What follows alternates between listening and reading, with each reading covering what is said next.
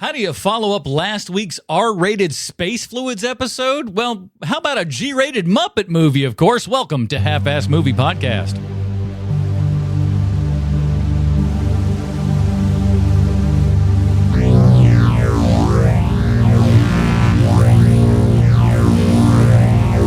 Welcome back, you dirty babies. It's time for another Half-Ass Movie Podcast, a show where we put together half-ass theme as an excuse to watch movies. My name is Adam Portress, and joining me today, he's just Sam the Eagle incarnate, Sweet Sean Kovacs from the internet. Come on, fellas. Take me to my leader. And he's still upset about the lack of Camilla's screen time, Bruce Leslie. I'm 230 pounds of cold steel and sex appeal. Let's get this done. Yes, sirree, Bob, everybody. It is Sean Loves Spaceships Month, and we're going to space with Muppets from Space. I'm going to screw the title up, I'm sure, many times, because it feels like you should be like Muppets to Space, but we technically do not go to space in this. We have people coming from space. It's the escape from Witch Mountain problem. Yeah, I'm just going to say, like, right off the bat, I thought it was Muppets in Space, and the difference between in and from is a real big difference. There is a lot of difference there. We see a spaceship or two in this, so at least we're covered under the spaceship laws that, proceed. Well, I don't know. We really made up those spaceship laws like just 2 seconds ago, so I don't really know that I'm... Anyway. What are you talking about? There's spaceship laws? Yeah, it's like the show. In order to be included within Sean Loves Spaceships, there needs to be a spaceship, I would imagine. You guys, you got to let me in on this. Do we not have the Oh, I'm sorry. It's the first time hearing of it, too, but it makes sense. I just thought you had to have the word space, somewhere in either the title or the description. Space adjacent, that's fine. But listen, I mean, there is a spaceship in it. There is a spaceship in it, and there is a moment where we're in space. A few moments. That's true. That's true. I mean, like, listen, I'm not trying to discount this right away. We got a great show to gear for us, everybody. But before we jump into all of that, we do want to remind you that this show streams live over on YouTube and Facebook. Join us Sunday evenings around 8 p.m. Come out, hang out in the chat. Let us know, your thoughts on the movies that we're covering here and everything. So we'd love to hear from you, everybody. And while you're there, check out our all the other videos that we've got over on YouTube, especially my new SVS 5000 Revolution review is finally up. It's taken me quite some time to put that together, but I'm quite proud of what I put out. I think we put out a good little piece of kit there, and I honestly, against a lot of the other home theater channels, we all right over here, I think. But we got more of that kind of stuff coming down the pipeline here, and so really appreciate you guys going out, watching those, giving the likes and all that kind of good stuff. And why don't you watch our full edit videos? I'm going to be honest with you, boys. I didn't make a full edit video last week. You want to know why? Why? Because my audio sucked ass.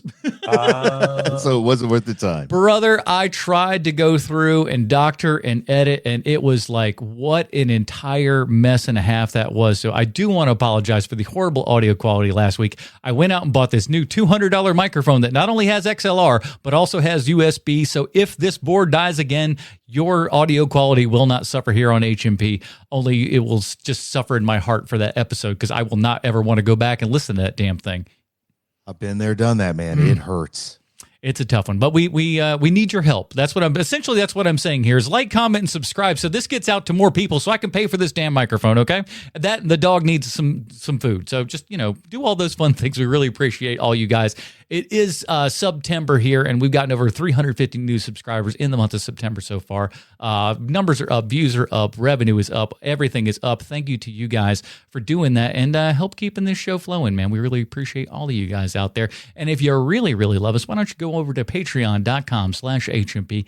Get yourself pre-show, post-show, and Dinger Zone. Dinger Zone this week, everybody. We are doing top 5 extras who stole the scenes in movies. So should be a pretty good one here. This was actually given to us by Ollie. Ollie suggested that we should cover this one. So we're like, hey, man, we will always take suggestions from the folks over at patreon.com/HMP. Topic ideas is a great, like, you want to throw them our way, please. Thank you. And we love listener submitted top 5s too, which Ollie gave us. So you want to stick around for the Patreon. Yeah, so stick around that for the Patreon on the live feed. We really want you guys to check that out and everything. After the show is finished and everything, come Monday, that portion is going to be chunked out, but you can hear the rest of that over at patreon.com/HMP. Join up at any level and become one of the fancy dirty babies that are out there with us, and we really appreciate all of you guys. Thank you so much. All right, gentlemen, we are rocking and rolling yet again here with the Muppets from Space. Here's the IMDb plotline for Muppets in Space. As we know, IMDb always 100% correct in everything they say and or do. Gonzo is contacted by his alien family through his breakfast cereal, but when the Men in Black kidnap him, it's up to Kermit and gang to rescue Gonzo and help him reunite his long-lost family. This is written by Jerry Jewell, who wrote tons of Muppet movies and TV shows and stuff like that. We got Joe Marzano, who did tons of Sesame Street, and Ken Kaufman, who, get this, he did In the Army Now, right, as you know, one of the greatest classics of all time. Then he went on to Muppets from Space, followed that up with Space Cowboys. Then he did The Missing with Ron Howard, and then he wrote the Curious George animated movie in 2006. But then he took 6 years off, and then he dropped, that's right, The Expendables 2. Wow. He's a man of many dimensions. What a crazy guy. I love that dude. Wow. This is directed by Tim Hill. He helped develop the SpongeBob television show, so he gets tons of credits on SpongeBob stuff. I cannot even start to imagine how much money that dude has. All of it. Got to be amazing. This was Tim Hill's directorial debut, and I couldn't imagine a more difficult, first-time director's job than to tackle a Muppet project, because there's got to be literally, I'm not saying this figuratively, literally so many moving parts. Oh, yeah. When Muppets are involved. This is starring... These aren't just your run-of-the-mill puppets. These are Muppets. Yeah, they're special. This is starring, I'm going to screw his name up, but Dave, is it Golez? Sure. Steve Whitmire, Bill Burrata, Kevin Clash, Frank Oz, kinda. Jeffrey Tambor, Rob Schneider, Ray Liotta, F. Murray Abraham, Andy McDowell, Pat Hingle, and Hulk Hogan. What more could you ask for, really? I mean, you had me at Hingle. Yeah. I'll see anything Hingle's in. The kids these days, as we have always said since Burton's Batman and everything, kids love Pat Hingle. Now, these Gen Z kids and their Pat Hingle tattoos, it's all going to look ridiculous when they're older. Can't get enough of it. Well, it's 1999, which is the thing about this movie that I found more surprising than anything was the year that it came out. 1999. I was like, why didn't I see this movie before? And then when 1999 happened, it was like, oh yeah, I was watching The Matrix and Fight Club and American Beauty, and I was like, you really there's a Star Wars thrown in there. Yeah, I'm 17 years old. We're really getting into that kind of film nerd category here. I'm going to see Blair Witch Project. That's the era I'm in. Muppets, I'm so far out from that at this point. Also, we still got a little bit of that 90s edge going on. In Muppets, there's no edge with Muppets. Come on, man. If you're a 90s kid, you're not going to go see the Muppets. That's for square 80s kids like me and Sean. You're also doing it wrong if you put an edge to the Muppets. And I know that they tried that a few years back, right? And it failed miserably. That thing like The Office that they made? Yeah. I didn't see that. It was really not good. It had moments because I watched a couple of episodes of it just because I wanted to see what they were doing, and they got the themes of a few of the characters wrong. Like Kermit hated Miss Piggy and stuff like that, and I was like, "This is not at all what the Muppets is supposed to be." Fozzie working real blue. Yeah, I've watched at least 2 attempted Muppet Show reboots. The one that we were just talking about, the Office style one, and then they also tried this other more sketch based one that didn't work for me either. So, yeah, when it comes to Muppets, I think they were at their best in their original form. Just like everything, man. I'm becoming that old man who's stuck in the past. Back in my day, our Muppets only had 3 people's hands up them. That's it. No more, no less. That is one of the things, is that this is kind of that transitional Muppet thing. You really, you can feel a lot of the DNA still there. And that's kind of the nice part about this movie, is that it does feel like they actually still care while they're making this. It may not be the top tier that they've been doing previously, but it doesn't, at least as far as from a production standpoint and everything, doesn't feel like they're phoning it in real big. Oh, I think I might disagree just a little bit, because I was thinking of the phrase that at times this feels a little phoned in. At times, wow, really? At times maybe, but I don't think that at all. Go ahead. I'm sorry. I think particularly from a story point of view, like if you make this story with off-brand Muppets, there's nothing here for me. I mean, it's not a great story, and it's a matter of taste. Some people may love the story. It's not like something that's either good or bad. A matter of taste. This one just didn't work for me very well, and it just felt uninspired, I guess I would say. Well, that's coming from me. I think I know why. I think I know why you have a bit of an issue with this movie. It's the same issue that anyone who watched the Muppet Show originally has a problem with this movie, which is that there is a very, very famous sketch from the Muppet Show that it seems like the perfect time to bring that out, which is Pigs in Space. Of course. Or at least a cameo somewhere in here, like right at the end, then the Pigs in Space come in. Like, how fun would that have been? Yeah.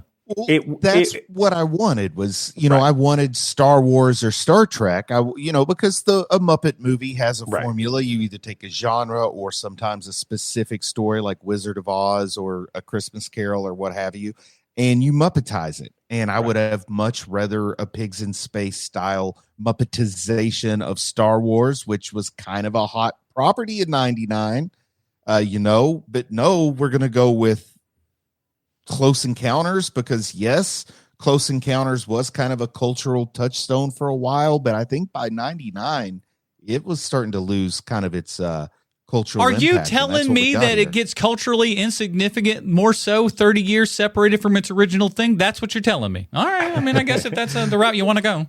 It's a weird more thing so than Star Wars. It's a weird thing with Close Encounters because that's like the for some reason forgotten in time Spielberg movie of like just like huge giant movies where Close Encounters, it's impossible to think about now, but Close Encounters was a gigantic movie when I was a kid. And now it's basically just like, oh, this is a really good Spielberg movie. It's an also movie for Spielberg. But I think that the fact that the Muppets are using that for basically like, oh, we'll work around that plot, but also Gonzo for this movie. And that's kind of where they decided, because they even have the moment where they bring out the plate of mashed potatoes. Like that's even in this. And so having that in '99 seems a little late. However, I have a take on the Muppets that it's my own. I don't know how it's going to fall.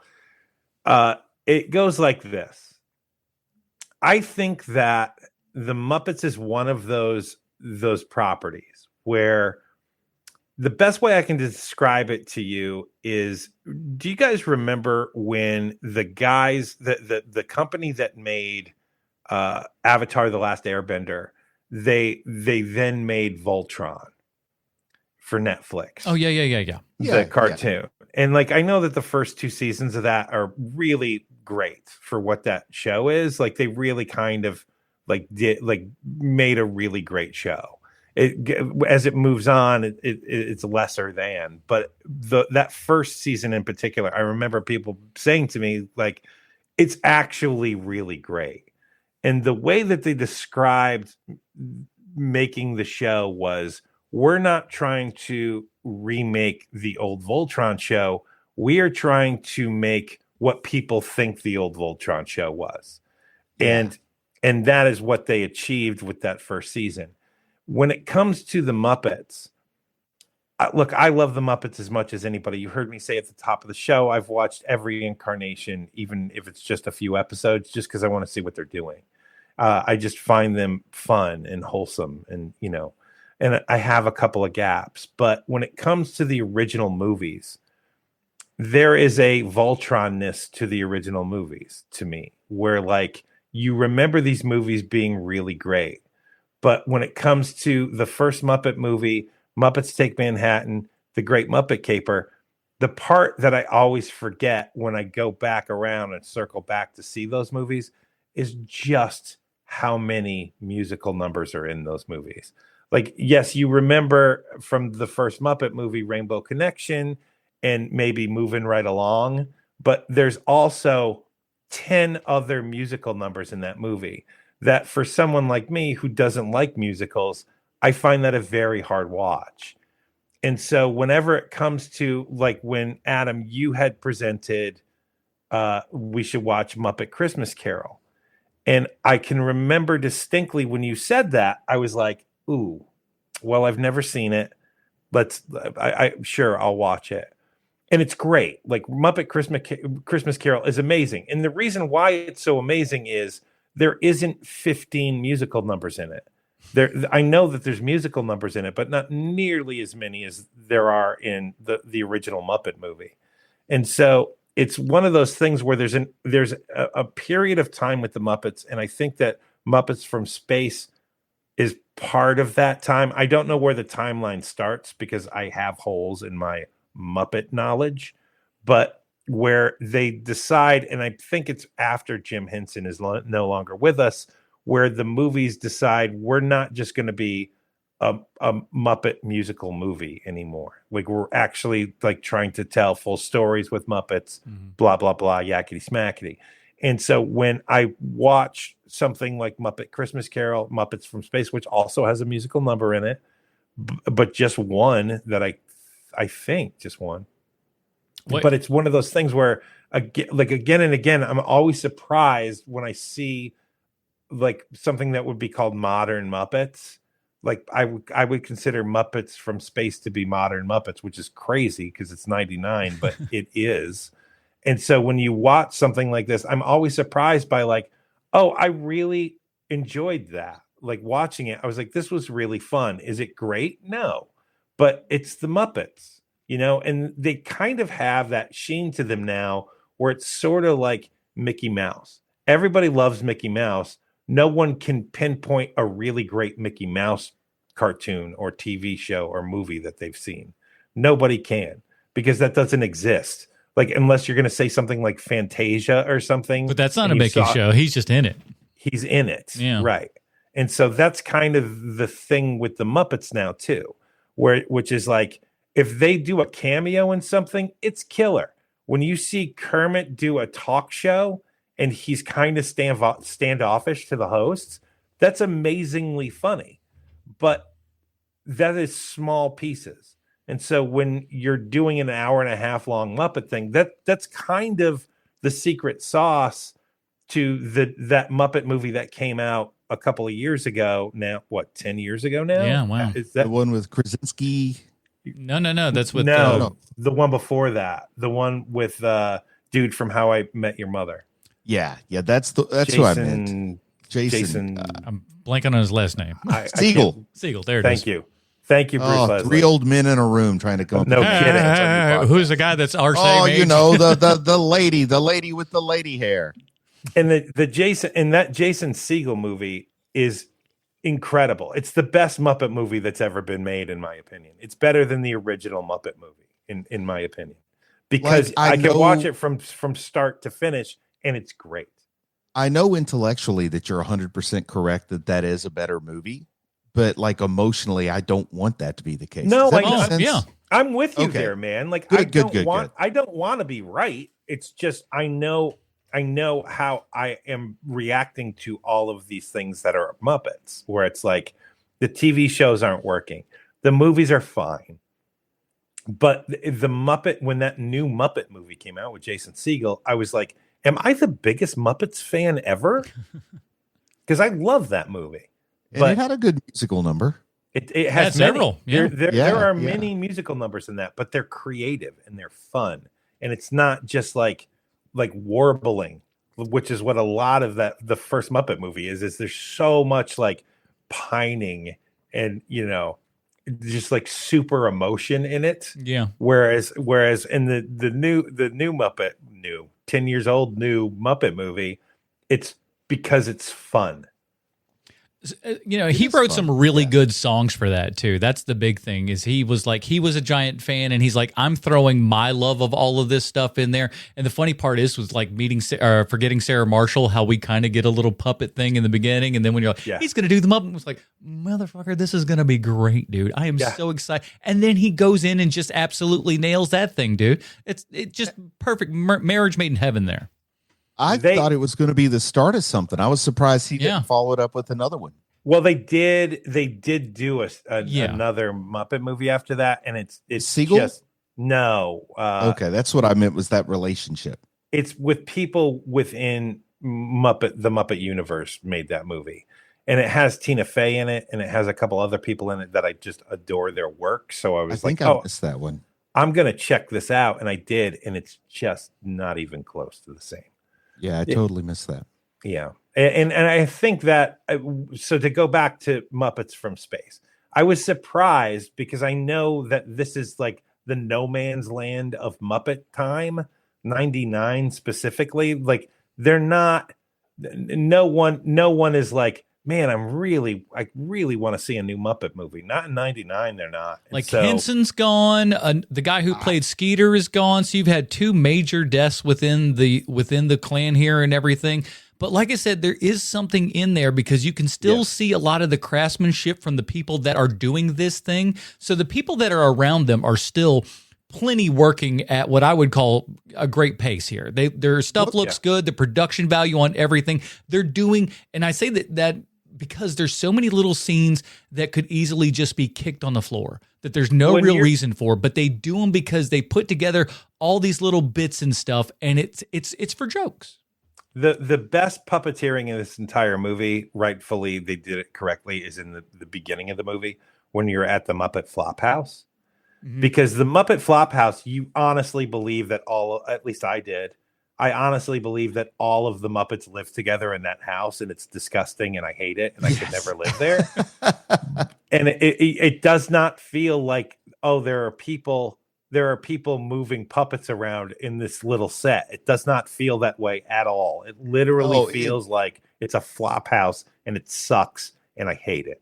It's so impressive that I wish they could just take like the dad from that Alf show and make him step in that house so he'd have some flashbacks. That'd be the worst, dude. He'd have a conniption right there. It's just like there's a prawn making food. And yesterday when I was watching this show and they're having our introduction to the Flophouse, the whole time I'm watching it, I say, I know that Sean hates this as much as I do, because I could not stand to spend more the chaos. I am not a chaos person. Nor I. No, Pepe. No, don't. And ironically, with the sink, Pepe. No. Ironically, I married someone who that's probably her dream. Situation.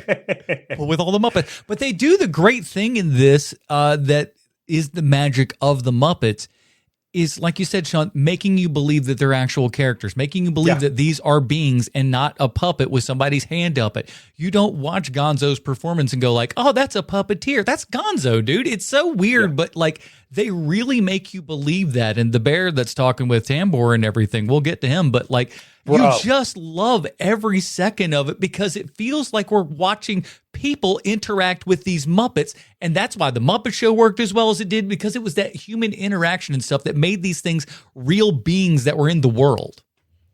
And a lot of diversity in puppet styles with the Muppets. I mean, you got people like Sweetums, which is Jim Henson in the whole suit walking around next to puppets, next to real people. You got the Swedish chef where he's got the human hands coming up through. I mean, they find new and creative things and they don't get lazy, and it keeps your eyes kind of like looking, oh, this puppet's got this kind of thing going on and this one's got that. And I never for a minute find myself like I will sometimes sitting back and trying to picture where everybody's at and how they're making this happen. I don't usually do that with the Muppets, but I mean, the Muppets are like, they are the major leagues of puppeteering. I mean, you know, they don't have to like negotiate. Are you going to come with the Muppets or are you going to stay with this, you know, with this lamb chop crap over here? No, you get a call from the Muppets. You say yes. Of course they're going to be awesome. I have an acquaintance that has worked on Sesame Street. He literally started in production, and then like maybe 2 years into production, he started working at Sesame Street. He is an AD on Sesame Street. He's been doing it for 30 years. I'll give you one guess if he regrets working at Sesame Street. I'm going to say one guess. That is correct. I mean, I think they've kind of got shut down this year, didn't they? The Children's Television Workshop. Children's Television Workshop sort of kind of did, but there is so much money behind them just already that it's not like they shuttered the doors. I mean, the whole thing with the Sesame Street situation kind of confuses me. Like when it went to HBO from public broadcast, like that is such a big money property. They should just be able to pick their spot. So, I don't understand some aspects, but I think they are actually devoted to the educational aspect and not just the financial, which is awesome. The Children's Television Workshop is literally for that, is to promote education. And the other stuff just all comes down to dumb streaming rights and all this kind of bull crap that like shouldn't matter in cases like this, but unfortunately ends up doing so. Yeah. But I mean, there's just so much archived episodes. Even if you never made a new episode, it's still worth sharing with kids, man, even the old stuff. Yes, I think it is. I haven't watched it in a while. That's why I always say I don't know why we need to make more of these things. We have 60 years worth of them. How about some reruns, fellas? I don't know the ABCs are going to be changing too awful much. I was going to say, give me that sweet Rita Moreno era. I really liked watching her on there in the 80s. Oh, yeah. I can remember being a kid and they would replay 90% of the episode that you had seen previously. Like, oh, it's the 1, 2, 3, 4, 5. Like they're doing all that again today. And they probably reran that for 25 years. So every day. Oh, yeah. They're like, hey, this kicks ass. We're rolling it again. We got the rights to it. Of course. Play it again, Sam. One of the smart things is they filmed everything as standalone segments and then they could remix them so it felt fresh when they did the reruns. It's kind of the sad thing about Saturday Night Live when they brought in Jim Henson that first season, because he's used to that. He knew what that was, and everybody who worked at Saturday Night Live was like, "No, thank you, no, thank you. We want to do all the drugs and we want to be counterculture. We don't want to be that kind of counterculture, Weird puppet shows with like people wearing black suits and whatever the hell this is. What's going on here?" Yeah. But hey, he took that experience to the BBC and got us the Muppet Show, which is the best Muppet-based sketch comedy show I've ever seen. It is. High hill to climb there for sure. So Gonzo, this is all kind of Gonzo's movie here and everything. What were you guys' thoughts on Gonzo just as a character? I think he's got to be at least everybody's, one of their top favorite Muppets for sure. You're either a Gonzo guy or a Grover guy. Those are the only two choices. This is surprising. Literally, no one. My favorite Muppet is Bert, but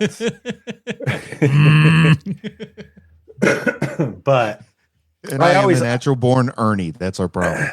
Hey, what's the problem? Yeah, no, you know what? Things are really starting to add up here.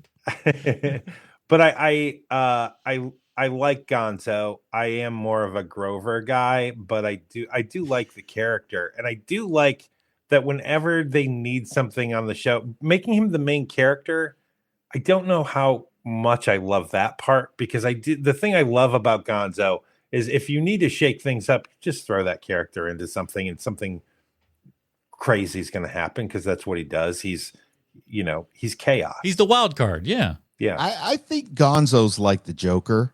And when I say that, I mean, I think he's best without an origin story. A whole lot of the fun of Gonzo is just, what the heck is he? Yeah. So I think one of my biggest problems with this movie is that they gave us a definitive answer on what Gonzo is. And I've got to know, is this movie canon? Like, is this canon? Like, is Gonzo an alien, or is that just after this movie nobody mentions? So what you're asking is at the end of this, is the top still spinning for I just got to know, is this canon? This is like a Star Wars argument. I love this, and I'll play. I love this question. Matt says it is in the chat. So I love this question. I totally want to play this game. I think that it probably has to be, just because they put forth the effort to give you this. And so you can either choose to use it or not, like your favorite comic book writer of all time, Bruce. Sometimes he would just, be writing a story and go, I don't like any of this. I'm just going to change this. And I think that you can do that with the Muppets as well. That's very true. Very true. Also, another question though, if this is canon, I didn't expect my science fiction story to open up with a Bible story. You know, like it starts out with Noah and the ark. So if this is canon, number one, is Gonzo like this immortal being? Is he this creature that's wandered the earth for thousands of years? I did Is think about that same when Gonzo. He did, yes. When they opened it up, that was my thought. I was just like, oh, because I hadn't seen this movie. I'm like, is Gonzo an eternal being and was around during the flood and everything? I was like, yeah, that was an but I'm glad to see that it was just a dream. And after that dream, I was like, Sean is already pissed. I wasn't pleased with the dream. I'm not going to lie to you. But I thought I got two thoughts here. One is after you see F. Murray Abraham as Noah, and then the entire movie plays out. At the end of the movie, when the spaceship comes back, it has a little bit of an arc look to it, and I was like, F. Murray Abraham's getting out of that ship. Oh, that would have been so good. I really thought so. And number two, have I told you guys my F. Murray Abraham story? No. I think I remember if you had. Oh, not everybody's got one of those. It's so good, man. So F. Murray Abraham, I'm wearing a Red Sox jersey, and I'm giving F. Murray Abraham as much space as I possibly can, because he's F. Murray Abraham. He's got one of those faces, that you just want to like. I give that man his space. Yeah. And so I don't want to mess with him. I hadn't worked with him enough to know, is this guy method? I don't know any of that, right? But he comes up to me and he goes, let me ask you something. Are you actually a Red Sox fan? And I said, yes. And he goes, let me ask you something. Do you know what the betting line was in the 8th inning when the Red Sox were down to the Yankees and then Ortiz hits that home run? Do you happen to know what that betting line was? And I was like, I can look it up for you, Murray. I'm not sure, but I'll look it up for you. So I look it up, and it's some ridiculous number. Like the Red Sox were supposed to lose that game, and like the number is like 1,000 to 1. Like if you put down, basically, this is what, when I learned this, I say to Murray, I'm like, this is what this is. And he goes, you wouldn't put $1,000 down. No one would do that. But you might put $100 down on that. that could change your year. Yeah, so $100,000. And he's and we're literally like this, like face to face like this, right? And so I'm talking to him, and then he finally leaves after that. And I turn around, and the director of photography goes, what were you and Murray just talking about? and I said, I swear to God, I said this. I said, Salieri was asking me about betting on the Red Sox. That's a great story. And he heard me. It's even better. Hey, pretty good in that movie, wasn't I? Like, yeah, you were. You really were. Yeah. So that's my F. Murray Abraham story. It was so much fun to see, even if it was just a little mini cameo there, and with the name Abraham and everything. It's almost too perfect. I know, it's too good. You got to use it. But yeah, the Flophouse and all that kind of good stuff. Now, I don't know if when his first introduction was in here, but Kevin Clash's new kind of Rasta character that I don't know what his kind of deal is. I don't know if I hate or love this character.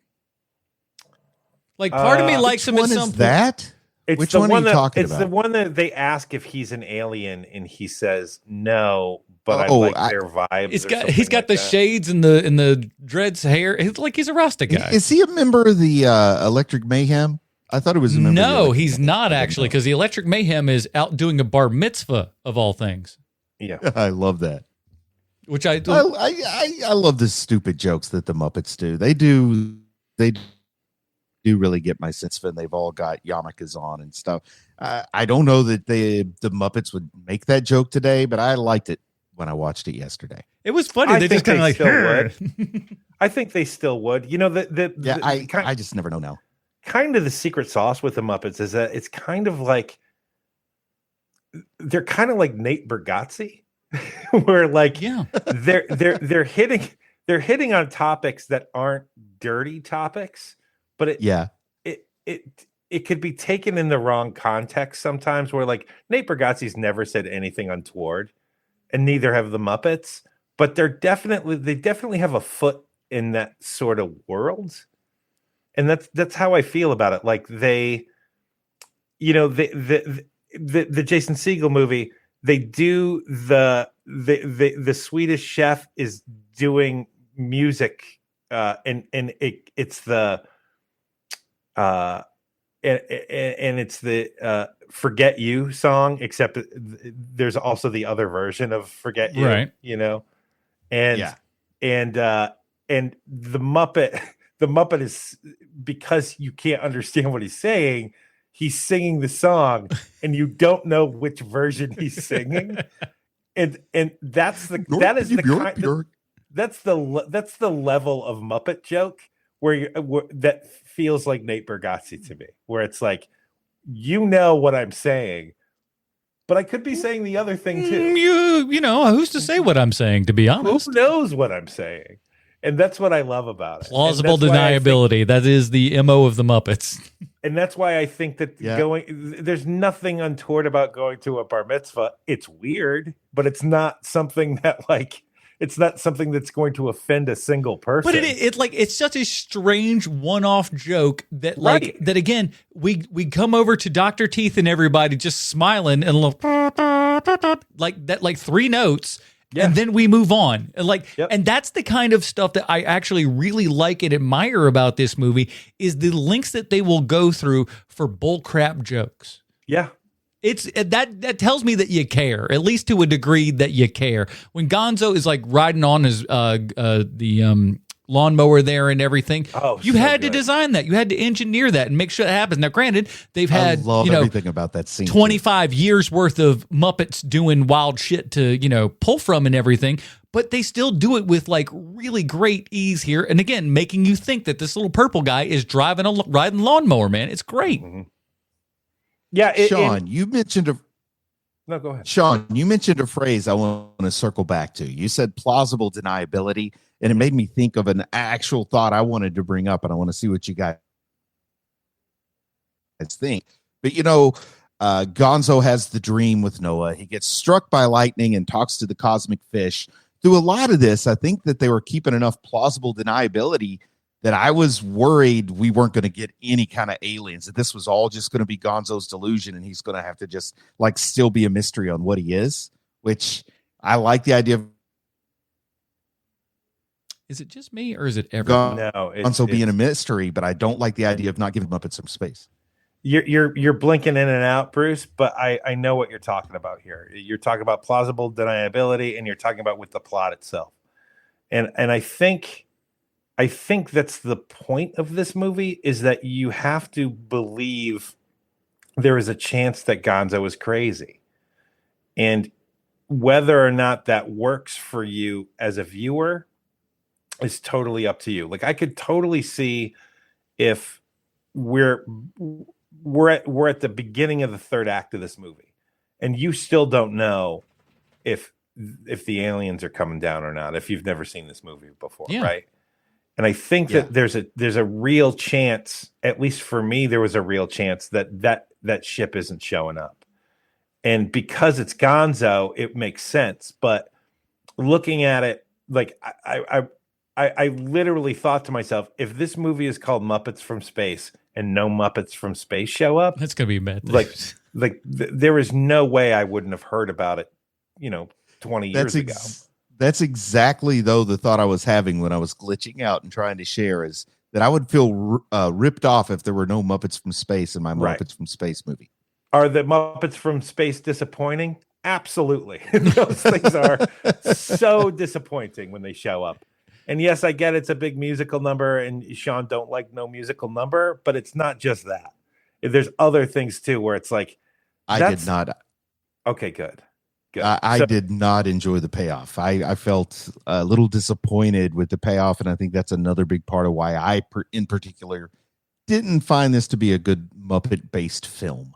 Bruce, they had different noses on the Gonzo characters in the ship, dude. A couple of them had like deep ass, like what's his face from Soul Train there? Like Right. like he had a lot of those voices and stuff. Like you didn't. Come on, man. They had backup singers. We're There didn't is a enjoy lot that. of like. It just felt like, I know what you're saying when you said at the top of the show, Bruce Leslie, that like that it seemed sort of half-assed, this movie, but I think that's the part that feels half-assed. It's not a half-assed thing. It's when you're so used to the people at All Things Muppets being hyper creative, you expect, oh, the most creative thing we're going to see is when the ship lands and what comes out of that ship. Could have been And so it much just- fun. Right. And it just isn't. You know, it's just, oh, this is just knockoff Gonzo. We have knockoff Gonzos, and we do a little, you know, a little Cool in the Gang, and then you're done. And it's like, okay, I mean, I guess he's got family and stuff now. You know what it felt like? This is literally what it felt like. It felt like the in the movie, in the screenplay, there's probably someone super famous who gets off of that ship with the other Gonzos, and they just couldn't book that person. What if Michael Jackson got off? That's what I'm saying. Whether it's Michael Jackson, whether it's David Bowie, Yeah, like somebody who would make sense coming off of the ship, and they just couldn't land that person, whoever that person. That would be cool. But they wouldn't at 99. No chance either one of those are popping out for 99. Richard Dreyfuss. They were really holding out for Dreyfuss. That'd be funny, but and Lord knows Richard Dreyfuss, I'm sure thinks he could sing. So there's that part too. He is Mr. Holland, you know. But I heard you mention a couple times that this was a dead zone for the Muppets. This was kind of a weird time. Mm-hmm. I'd argue perhaps this movie is the reason that this was a dead zone for the Muppets. This kind of killed the franchise. This was 1999, and nothing would happen with the Muppets for 12 years after this. I think it's it really 12 years, really? Yeah, it really killed it. Disney bought him 5 years later and still didn't do anything till 2011. So I think that you could say this is kind of like that Batman and Robin. You know, this is the movie that killed a franchise that seemed to like it was going to go on forever. I like how Frank Oz was just like, yeah, we weren't too pleased with that. And you want to be like, fool, you didn't show up for half of this shoot. What are you even talking about? about? Directing. His excuse for not being there is that he was busy directing something, but I don't know what he directed. If it's 99, it feels like Inside Out or whatever the gay movie was. What was it called? It's either that or Multiplicity, right? Yeah, something around. That sounds about that area. Because I didn't know but I knew that he wasn't involved because he was directing something, but he did do Kermit's voice, you know, in post. Not Kermit, but, you know, all the other ones that he did. But yeah. The voices he does. I don't know who does what. I apologize. But yeah, it's okay. It's fine enough for what it is. But like, save for a couple of voices here and there, and like, you know, when Statler and Waldorf get their kind of thing on, it's just like, oh, we're just not. There's a couple that are like, gosh. They're okay, but they're just not quite the same. And there is part of that, like without those key members here and everything, it's gonna fall off a bit.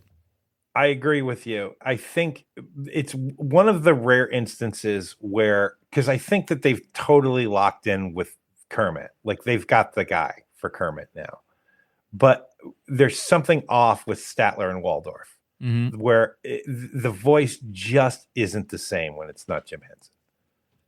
And they're just such an important aspect of the show to me too. So it throws everything off if they're off. They're like Rolf, the bass guitar. That's a big one. Can we get to the best part of this movie? We haven't even talked about. I want to hear what it is. We barely talked about him yet. Yeah, I think I know. You already know. Heck yeah. Bobo. Yeah. Yes. Well, Bobo and Jeffrey Tambor. It's like the combo, man. Those two together, beautiful. Man, I didn't know it could happen where a Muppet could actually like act off of an actor, and the actor's performance is dictated by what the Muppet is doing. Jeffrey Tambor, that should just tell you how superb of an actor he is, that he actually has chemistry with this Muppet. And like it's incredible. And just like when you're watching Bobo, again, I didn't know his name until last week. When you're watching Bobo and just how subtle an acting performance that is, he has little asides when he talks. He has pitch perfect timing. It happens again and again where the funniest moment in the movie is like 6 different moments with Bobo, man. It is incredible. And every time I see a new Muppet show up, right? Whether it's the Kevin Clash character, the Rasta character that I'm kind of iffy on. Yeah. And I get that Rizzo is like a child favorite, like the kids love them. I like Rizzo. Rizzo wasn't around when I was a kid, so I'm not a super fan of him. I think he's pretty damn funny in Muppet Christmas Carol, though. But I generally find him kind of annoying. But Bobo, man. When Bobo shows up, it's like, look, I will take 1,000 Kevin Clash's Rasta character if we can get one Bobo. Bobo saved the movie for me. This movie is something where, like, I'm not gonna suggest people run out and watch this if you haven't seen it, but watch a supercut of Bobo in this movie for sure. Yeah, because he is the best part of this movie, man. And him and Jeffrey Tambor together, it just elevates the entire movie. I just personally like Rizzo because I love the concept that the Muppets are referencing Midnight Cowboy. I love how there are so many just like, and it may actually just be all the rats, but like there's just so many over the top New York stereotype characters that it's just, I love it so much because I also know some people that are kind of little over the top stereotype characters. I'm like, yeah, in a way that is true. Who is the green skinned Italian guy? I don't think I knew him as a Muppet. He looked familiar, but I couldn't place it. He kind of talked like a Robert De Niro character, and he looked more like a Sesame Street than a Muppet. Yeah, definitely. That said, though, isn't it weird when we come across, and there's several of them in this one, where we have the more, what I'll call more human type Muppets? I find those disturbing. What's the point? Yeah, if I want to see a human, I can see humans talk all day long. I want to see a frog talk, I need a Muppet. Like the one that stands out is the kid with the glasses, like the white kid with the glasses and the big giant eyeballs and stuff that's always doing one of those. Yeah. I'm like, what is this? What is this freakazoid character over here in the background? You don't even have any lines or anything, but God bless him, he's moving around and shaking, and you're just going, what's wrong with that kid? Look, and if we're getting rid of the more human type Muppets, we're leaving out Fat Blue, right? Which one's that one? Fat Blue is the one that Grover is constantly making his life a living hell. Oh no, you got to keep that guy. That guy's amazing. That guy's the best. He's I love him so much. I offer this up. If you're going to do humans, do them like Electric Mayhem style. Like Dr. Teeth, I think is human, but he's cool enough. I'll go with it. And like the big skinny lady that's you just making here's a Caucasian puppet, and you're like, what is this? This is weird. That is the weirdest way you could possibly say that. Hello, I'm White Larry, the Caucasian puppet. So you guys want to know what Frank Oz was working on in 1999? Please. I'm totally fine with the fact that he couldn't do Muppets from Space. A little movie called Bowfinger. Oh, done and done. Bowfinger is like 10 times the movie this is. Come on now. Yes, please. Bowfinger. Frank, you spend all the time you need on Bowfinger, man. That movie is great. I've never seen it. Oh, man. Do yourself the largest of favors. We got to take those Lakers cheerleaders down a peg or two. Oh, man, what a classic. Yeah, again, Tambor playing things straight all the time and just so perfectly doing it. And like he knew the assignment coming in and he just destroys. What a great job. Think about this, right? Think about how great he is in this versus how unbelievably bad Steve Martin is in the Looney Tunes movie, where it's like Looney Tunes and Brendan Fraser and Jenna Elfman, and Steve Martin is the bad guy in that. And think about how awful, and I love Steve Martin, but think about just how awful he is in that. He's so bad. And then you juxtapose with the job that Jeffrey Tambor is doing, where he literally I just want to keep hanging out with the bad guy because he's so good. Yeah. And of course it's the love of Bobo. I'm not going to lie. I know. But there is the fact of he is bad, but he's not so bad that you think he's going to murder everyone. Exactly. He is a bad person. He's not really murdering everybody. He's just being a bad dude. He's a Muppet villain, not a Bond villain. Exactly. one of my favorite bits with Bobo is the retinal scanner and him popping out of there with the giant eyeballs. Like, oh, jeez. Oh, so much fun. God, it's so good. But the sincerity of the character is what makes him so funny. Yeah. He's so sincere in every, like he's talking to Jeffrey Tambor. He wants to be his buddy. He wants to be his friend. He wants to try to impress him here and everything. And he wants to do right. But at the same time, too, he also is like, oh, I don't want to hear that noise. And like, accidentally, like what a great, fun little character that I think but having him match up with Tambor and everything makes staying with the villain such a pleasure. And the noise that comes out of Bobo when the retinal scanner happens is so understated because it's a Muppet. You want to do something huge. And so when he gets zapped, when his eyeballs get zapped by that retinal scanner, he's like, oh, like it's like not even like a big deal. It's so good because he wants to keep face and look like he's fine with Tambor. Like he's just like, listen, no, everything's cool. I'm fine. I'm 100% professional with this. Jesus Christ. I love the way that the way he had to slow roll telling Tambor that his car was impounded. You know how he told me to take care of those tickets for your car? Yeah. Well, your car's impounded. That's the perfect timing you were talking about. So it's just on point and it's absolutely perfect. Tambor playing off of him. It's just beautiful. So I've got to say it. Where the hell's our Bobo movie? Yeah. Bobo goes to something or other. What's on the horizon. Bobo's big day at the office. Bobo literally saved this movie. Yeah, they're 100%. And like, okay, we were talking about it last week, just a slight little bit here, and we haven't quite mentioned him here.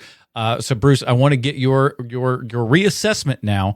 You were not a King Prawn fan. How now say you?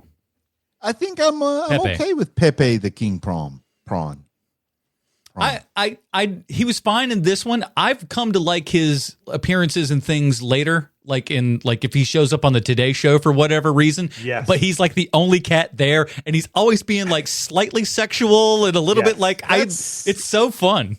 Yeah, I think I like the way he's got that game with the ladies, man. Yeah. I think that I enjoy the way he's got a head on a swivel, as you say. He's always checking out that talent. Latin lover thing to where you can kind of be like a little bit creepy, but it's like, oh, it's just him. Give him a break. Just Pepe. He's care fine. to join us in the jacuzzi? Mm-hmm. That's also one of my favorite bits. Is they're just like, we need to convince him that the aliens want to build a jacuzzi just for them. I'm impressed with the quality of jacuzzi that Gonzo's able to build.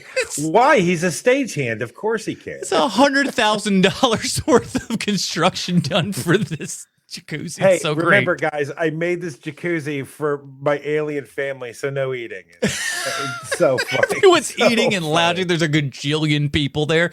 That's why when you watch it, it's just like, man, the logistics of having everything together and like a jillion puppets going, what angles are we going to? Where are we editing? That, like, I can't even imagine the massive amount of headache that this thing has to be. And like I said, even despite them kind of losing a lot of key members and stuff like that, and maybe we're not at the highest of game for everything here, but man, oh man, they're still pushing it far better than I would imagine them having their fearless leader gone. I was pleasant, like I said at the beginning, I was very pleasantly surprised by this. This was something that I thought I was going to have to endure, and it's not that. No, it's not the best, but it's not the worst either. No. Right. It's a middle of the road Muppet movie, and that's okay. Like being a middle of the road Muppet movie, that is nothing to be ashamed of. You could be a crummy Muppet movie. You don't want that. So right. That's the alternative, I suppose.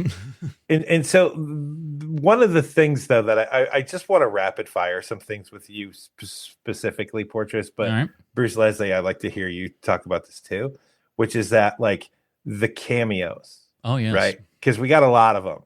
And I'm wondering what your take is on the cameos. I think they're fine. So let me just go through the list here. Okay. All right. So first of all, I'm asking you specifically, Portress, when Kathy Griffin shows up, what was your reaction? Oh boy. I think those were the words. I was just like, oh, here comes Kathy. And honestly, I think she was great. Like this is what, the kind of bullcrap role that she's good at playing and stuff like that. Pop in for a couple of minutes, waving around a little bit and have a couple quick laughs, and then you're a piece on out. That's the kind of Kathy Griffith roles I enjoy. I was still fine with Kathy Griffin in '99. I think it's a little bit past then when I started to get maybe not as enthused about her. When her entire career is just talking trash about more famous celebrities. It got tiring. Me too. When Hulk Hogan shows up, better or worse than his when he shows up in Gremlins 2? It's not as good as Gremlins 2, but there's something that's magical about this Hulk Hogan cameo, because it is right at that time. Now, again, I'm 17, and while you're 17, you're still allowed to watch wrestling legally, right? Yeah. So I was like, and being from the South and everything, we were WCW fans more so than WWF fans.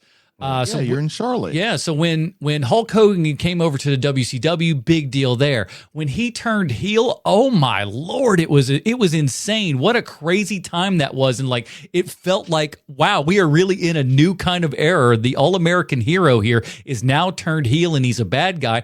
And we very much address that in this show. We call him Hollywood all the time for Hollywood Hulk Hogan, the little beard and everything. And he even just like, what do you want from me? I turned heel. It's like, there's so much fun about that cameo. I love it. Not as good as Gremlins 2, but a damn close second.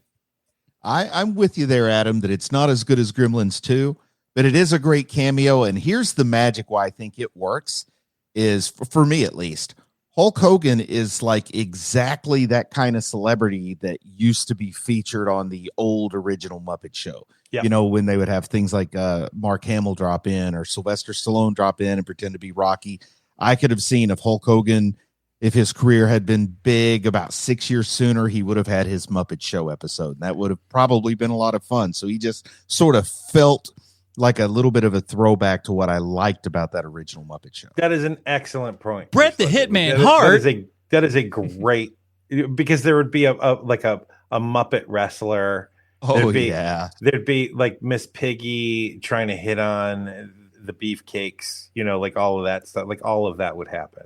It's great. David Arquette, any thoughts? David Arquette, given 100%, love it. Mm-hmm. He's David Arquette, but like, again, he came in knowing what his assignment was. You're playing crazy, scientist who experiments on rats, go bananas, and he does. And again, he's also like, he's acting with the animals, you know what I'm saying? And like, you buy it. He is. I think he's fine, but there's, 50 people could have done that particular cameo. I don't know that. I don't get much pop. Only Arquette could do this. You know that. I guess this is right around when Scream's still huge. So Arquette's he's probably a little more fun in 99. It's literally Scream time. 99. Ray Liotta, any thoughts? Great stuff. Always good. Yeah, I always like Ray, especially. He's another guy that's acting. Liotta's a Liotta actor. He gives you Ray Liotta, but when he kind of gets sprayed or when he pauses for a minute to think before he responds to Miss Piggy, I'm enjoying the fact that he is giving it just as much enthusiasm as he did for Goodfellas. Yeah, he is really good. I was surprised by how good he is in this. Like he totally. It's another moment just like Jeffrey Tambor, where like, oh, I know exactly what they're looking for, so I'm going to nail that thing that they're looking for. And he still looks like he walked off the Goodfellas set 2 seconds ago. Like he looks exactly the same. And he's going for this kind of like, when they need me for this acerbic kind of guy that I'm used to, playing and everything, and then turn that little, that notion of me on a dime and have me be this super polite, over the top kind of smiley dude. Great juxtaposition. Good job. Like fantastic casting. Pretty great. We've already talked about F. Murray Abraham. So I'm saving the best for last. When he shows up, Rob Schneider, when he shows up in this, what are you thinking? I'm thinking great, because like this is the type of role that Rob Schneider like just excels at, is this kind of greaseball who's just kind of nonstop talking and stuff like that, and is a bit of a jerk, always like just very squishy morals, will do whatever he needs to do to get to the next thing. I love when he plays roles like this. mustache and Rob everything Snyder- beautiful. Rob Snyder's like cilantro. I'm just glad they didn't overdo it. He can really bring a project down if he's not kept under control. Oh no, this role could have gone a lot worse for sure. He could have gone a lot more over the top and stuff, but I think he hits it just right. That kind of just slimy enough and whatnot, but not, too Schneidery, if you will.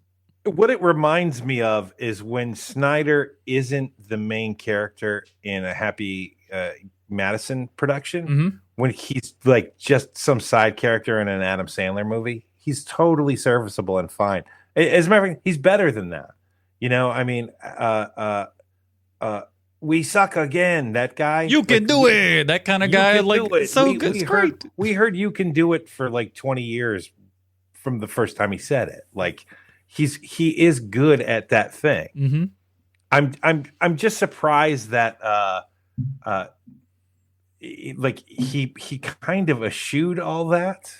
I'm a main character. He probably would have had a career. He would have had a career forever if he would have just done 15 minutes on a Muppet movie kind of role. That's great. Yeah, just be that kind of guy that comes in and knocks it out of the park for a scene or two, and then you're good. And everybody keeps talking about how much they love you. They think you're great. Yeah, it's it's the way to kind of work if you can in Hollywood. I would say it's just you work short little bits here. You're not there for super long. People know you. People like you. See you popping up and stuff like that. Yeah. And of course, we got one more. Yeah. Oh, Josh Charles. Well, that was Andy McDowell. I was thinking Andy McDowell. Andy McDowell. Yes, Andy McDowell. Kind of given some Miss Piggy energy. I think she's stealing her bit a little bit, which is okay. I do like that. Miss Piggy is selling herself as this kind of very important person and everything, and we meet her as hey, here's me on the news and blah blah blah, and she's just the coffee girl, and I love that little bit. I always love Miss Piggy having this really big delusions of grandeur, and her actual real life and everything is she's much further down the totem pole than she would suspect she was. I love that about Miss Piggy. In 1999, nobody has their finger on the pulse like people trying to give us a working girl storyline. But again, not knowing anything, just kind of always going, head first into everything. I want to be the star. I want to be the person that's important. Boy, I love that about Piggy's character. It's just so great. You left out a cameo, though, because there's also the Katie Holmes, Joshua Jackson thing. Oh, yes. Oh, right. Right. I forgot about that. Well, yeah, they were uncredited, but I was not a Dawson's Creek watcher, so I couldn't give you a whole lot of interpretation. I didn't watch, but they were all my age, and Katie Holmes, come on, let's the 1917 that makes nothing but sense for me. But it's apparently they were shooting in an adjacent. I guess they shot this in North Carolina, so this was an adjacent studio that they were just kind of working on. And said, "Hey, kids, come over here and you want to be in a Muppet movie?" And of course, they're like, "Yeah, I'd like to be in a Muppet movie." They shot this in Wilmington. I didn't. I guess so because that's what the IMDb says. At least that's where they were. Maybe just that scene because they had to go somewhere with a cape and a lighthouse and stuff. Yeah, I don't know that all that was location. Well, I could see where maybe I could see where maybe they just went to Wilmington for the scene where the aliens arrive or something. That's really cool. I didn't know that. I did like all the space stuff, what little bits of space we got with the fish. That's a little bit silly and fun, but while maybe not a ton of space, enough of the space was good enough, I think. Yeah, I got a question for you about the space fish. Okay. Mm-hmm. So the one that had an Indian accent. They kind of were, but kind of weren't, because I kept looking and I kept listening, and I was trying to kind of are they doing that? And sometimes you say yes, sometimes you say no. It is that thing that's a little on the edge. Okay, because I was trying to figure out the accent, and the best I could come up with was Indian. And it's kind of close to that, but it's not exactly that. But I don't know that it's a bad Indian impression. It just seems like it's kind of. They tried to amalgamate a whole bunch of things, I feel like, and they did an okay enough job, but not enough so that you don't at least question, is that an Indian accent that you're doing, at least a little bit, because we all clearly did. It clearly wasn't Harry Shearer, I'll tell you that. Any other kind of things before we kind of wrap it up? The only other thing is they owe greatly to not only Close Encounters, but that ship scene from the pilot of Greatest American Hero. Yes. Yeah. I mean, even the shot composition, how they're shooting that is very Greatest American Hero shots. You know, the from just over the ship. You know, like that kind of thing. Looking back up at the ship, like it's almost shot for shot the same thing. And the last thing I'll say is I was very taken out of the movie with the video quality, the graphic quality, the quality of the images when the serial letters were spelling things out. Because in this movie, with all these wonderful practical effects, that looked really out of place. They're like, listen, we do puppets, not stop motion. Get out of here. What do you want from us? That's what I think. I think they used like Sesame Street level stop motion for that probably, and I just found it quaint and cool. Yeah, it looked fun enough, and for what they were doing of like, and again, you were thinking maybe Gonzo's crazy, maybe this is a message from space and stuff like that. So the weird kind of jazz works well enough for it, I guess. I like the talking sandwich, but of course you did. Yeah, this talking sandwich was pretty great. Great, good stuff with it. Just like, I'm gonna feel weird. I mean, no, I'm gonna leave. Don't worry about it. And like he's just not like he's waiting to the last second just to figure out if this sandwich is still there or not. It's so stupid but fun. I love it. Speaking of things I love, again, you mentioned how we don't have a lot of the kind of standard Muppet songs, if you will. Certainly not sleepy and weepy kind of things. But we're definitely a more funk-based Muppets, which I thought was interesting. What an interesting choice of mostly kind of funk and sort of songs and stuff. It could be a lot worse. It could have pulled a lot of things other than the other stuff that was going around in 1999. You didn't want to hear Ace of Base or anything like that. Base. Yeah. Well, I saw the sign in this. Yeah, you don't want that. Or maybe you do. I don't know. We didn't see that cut. All right, let's get down to it, boys. Bruce, what is your rating for Muppets from Space from 1999? Well, I'll just start off by saying that like movies with Muppets are sort of difficult to rate because you're either a Muppet person or you're not, Yeah. So like no matter if you're not a Muppet person, there's nothing that's going to make you see this movie. But even if you are a Muppet person, the movie's got some drawbacks. I mean, this was a franchise killer. So I can't rate this one very highly. I don't like Gonzo having a backstory. I wanted more space. I would have rather had them do a little galaxy quest where they go up in space and have to help the aliens overcome some kind of like conflict. That'd have been cool. But anyway, it's like I wanted a bowl of soup and they gave me a sandwich. So it's not really fair because I'm rating a sandwich on soup-based rating system. But they gave you a talking sandwich. I'm sorry, one more time. I had to get the joke in. You're great. 2.5 stars. The talking sandwich got it an extra half star. 2.5 stars. Sean? For me, it's a 3.5 star job. I like the movie. It's not something I would recommend to people, even for people who are like, I'm really into the Muppets because they've already seen it. But it's one of those things where I was like, oh, this is like, I was pleasantly surprised by this because I didn't have to endure the movie. It was just something where it's just a pleasant time. It's not long. Yeah. There's nothing in it that you're like, oh, Jesus, like I can't listen to this anymore. There's nothing about that with the Muppets either. It's just like, it's fine. Like it's not, and I don't mean that in a dismissive way. It's one of those things where like, is it a lesser Muppet movie? Yes. But you try watching the original Muppet movie all the way through and tell me how easy a watch that is. Yeah. This is a much easier watch than that is now. Yeah, we're rocking 88 minutes with this, and we got a lot of songs and a lot of different scenes and stuff like that. So even if you're just kind of not digging a particular scene or something like that, wait 2 minutes. We're going on to something else because they got enough, cooking for you in this that like if you go like, oh, that joke didn't hit, don't worry, there's 3 more down the road. It's true, and that is one of the things that I do like about this movie is that the Muppets has always been joke dense. To the point where when something doesn't land and it's just the most terrible joke you've ever heard, 2 seconds later, something's coming where that like, oh, you didn't like that one? Here's another one. Oh, you didn't like that one? Here's another one. Like it just happens.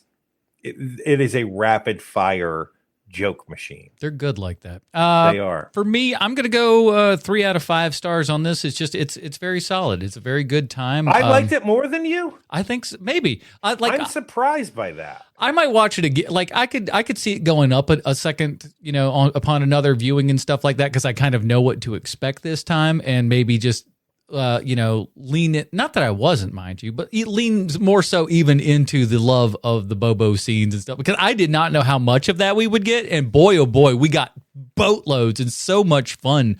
Yeah. What a great little guy. Yeah, that is one of the things I wanted to talk about. This is what this movie is like. Is that I have seen every scene with Bobo in it. I knew every scene that he was in, like I remembered it. I don't ever remember seeing this movie, but I had to have because this is the Bobo movie. I love that anecdote. So I had to have seen this, but I don't remember a damn thing about it except for Bobo. Man's been running Bobo blind his entire the character. Life. It's such a strange coincidence.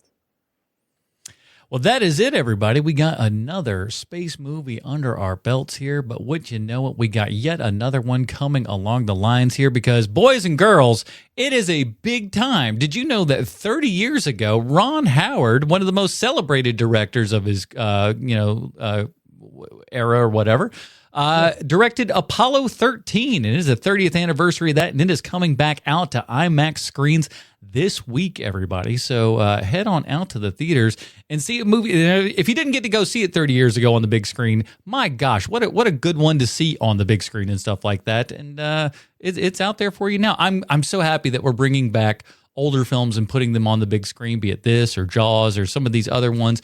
I'm happy they're kind of going, hey, maybe a theatrical experience means something to people. It is really cool. So definitely go check all of that good stuff out. In the meantime, Bruce, where can we find more of your work on the internet? Just go check out YouTube, man. Go look for Werewolf Fighter. It's that time of year where you want something a little spooky to share with your friends and family. Well, Werewolf Fighter, that's the cure for what ails you. Just go over there, search it up. Bruce Leslie, Werewolf Fighter. Any combination of those things might get you there. Might get you in one of those. Sean, what else? You can go ahead and try to find me. Good luck. He's mysterious. Talking to you, F. Murray Abraham, trying to get back at me for my line that happened 10 years ago. Forget it. You'll never find me. I don't care for that man. Good, F. Murray Abraham. Killer. Yeah, everybody. And check out, like I said, check out my SVS 5000 Revolution review video that is up on YouTube. They did me a big old favor by sending me out one of those to review, and I did a big old service by making that video. So for the love of God, go ahead and like that thing. I did a lot of work on that. So appreciate all that. And of course, join us here next week when we're talking Apollo 13 for Sweet Sean's and co-action on the internet. Bruce Leslie, I'm Adam Porters, reminding you to go watch some movies and go to space. Yeah, baby.